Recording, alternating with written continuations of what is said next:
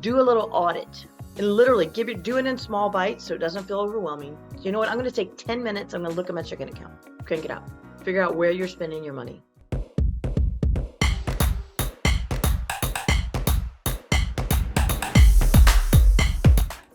Today, what I wanted to talk about is your number. What's your number? Meaning, not what number of homes you need to sell a month. There's two different numbers, and you can't just guess this number. This is something that's going to take a little bit of work on your part. Look at your life and look at your checkbook. Look at your budget if you have one. If you don't have one, if you're like me, I don't function well in that capacity. I don't have a budget. I will say, just like Macy found out, when I do take the time to do that, my stress level goes to non-existent. Hey, I'm Robin Mann, and I'm in Charlotte, North Carolina. I've been in the business 8.5 years, and I do about 25 million as a solo agent, and that translates to around 60 deals or so. I've closed a home a week every week since 2016, and no paid ads, all organic networking via door knocking, Facebook. Those are the big ones, referrals. What I'm talking about is take a look at your expenses over the last month, last 6 months, last 3 months, whatever's not fully, last week, do the last day, start with baby steps. Go back to your bank account yesterday. What did you spend? Was it frivolous? Was it necessity? Label it frivolous, necessity. And then track this for a month. If you haven't ever done it before, start right now. Or if you want to go back and look at it, track it for a month. And then say, okay, you know what? If I made $5,000 a month, life is good. Life is good, right? So if I make $5,000 a month, life is good. If I make $15,000 a month, life is happening. And what are you doing with the 5 versus the 15? So 5 is your minimum. It's what you have to have just to pay the bills. And 15 is like, oh my gosh, I never thought I could do that. What are you doing with that extra 10? And start earmarking it. When I first started real estate, I did do this. So it's just a little piece of paper. It's not a big deal. It says, when I get a check, it says, 30% goes to the tax thing, and I use a Capital One 360 because it gains a little bit of interest. So as soon as I get paid, I take 30% and stick it over there. 20% pays me, 20% goes to cash, and then the rest I split between our kids 529, 10% goes to investment, so 20% goes to Chloe Griffin for their college. That's what I was doing back in the beginning, okay? I don't do that now because college is different. But what that started doing is, if you're anything like we were back then, you get that paycheck and you're like, woo! Christmas is good this month. Mama got a paycheck, right? And we can't do that because that puts us on that roller coaster of real estate where we start freaking out and I don't have a closing this month.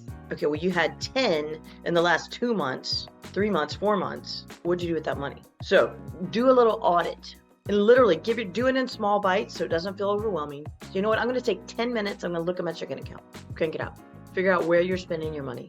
And then, okay, an average real estate sale, let's just say, is $8,000, $10,000. If I can get one $10,000 paycheck a month, am I okay? And if so, what are the activities I need to do to get there? Macy says no. So 1 is not enough. So maybe you need 2. That's $20,000 a month. All right. Now, do you need to or do you want to? But the first question was, is 1 enough to pay your bills? Is $10,000 in the month enough to pay your bills? That's $120,000 a year. Take away taxes, that's $90,000 a year. Is that enough money to pay your bills? So that should be your grit. You want to know your why. Your why is you want to eat, you want to keep your air on and your heat on, you want to keep your house, your car, you want to have clothes, you want to have food. That's your 10 grand. So what do we do to get that? What my brain wants you to do here is, I'm in the same vicious cycle your brain does as well. I'll do, like last month, 4 closings. Woo! And then this month I look and I go, well, damn, I only have 1 closing. I suck. I totally forget about the 4 closings I just had.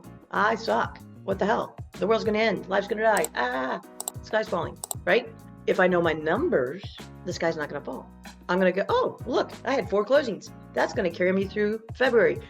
Now I need to buckle down. Let's make January, February, March, April rock. So it's going to serve as a barometer to your stress. Then put your ego away. I've got a woman that called me the other week. I love her so much. She's in my organization. She's new. She's struggling. She's a single mom. She was upset because she's going to drive Uber or DoorDash or something to make money. I was like, fuck that, man. Go do what you got to do to pay your bills. And you know what happens? She's doing that. You know what she did? She got a client while she was driving because instead of just sitting at home stressing out about it, she went and did something about it, which puts her in front of people. Once you get in front of people and you connect with them, you're going to get clients. So it's all about getting out there and connecting with people, and that will lead to business. Put yourself out into the world. Poke some holes in this. Y'all yell back and say, yeah, but. What are the yeah buts your brain's thinking right now? Yeah, but I need the one deal. I'm not getting one deal a month. Go do the work. I swear to God, if you'll go do the work, you will get the one deal. Get out of your house today. Go meet some people. Go knock on doors. You're like, I don't like knocking on doors. I got into a keyboard war last night about door knocking. And the guy was like, it sucks. It's an intrusion of privacy. Blah, blah, blah, blah, blah, blah. And I was like, well, yeah, it can be if that's the way you create it. That's not the way I create it. When I knock on a door, it is like their long lost friend has come to visit. And I am loving on them and they're loving on me. And I'm doing market research. And thank you so much for letting me knock on your door. Here's a gingerbread cookie. Have a great day. So I love public speaking. I love being on stage. I love being an MC. Love it. I feel like I'm good at it. I feel like I have things to offer. I feel like I'm motivating. I feel like I provide good content. I put a post out the other day. It was me speaking in Vegas. It was just me. And it said, hey, I'm a speaker. Here are the places I want to go. Who do you know there that I should know?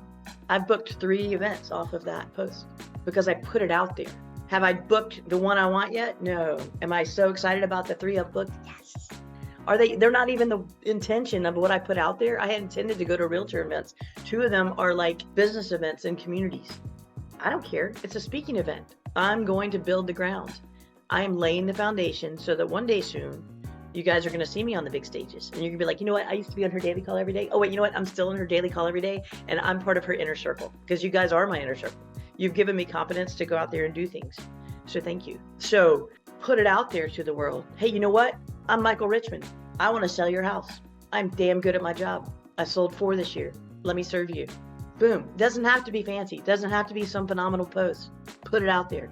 You don't want to put it out there every day like that. You got to put it out there. Put out there what you want. Go onto your daily calendar and put an affirmation in there.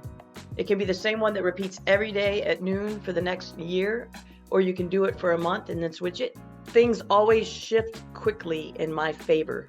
That's what I put on my daily affirmations. And you know what happened after I typed that? Things shift quickly in my favor. Right after that is when I did that post. I read that affirmation. I put that affirmation on my calendar. I got the 3 booking calls for booking me as a speaker. So train your brain. I have an affirmation that I look at every single minute I'm looking at my computer.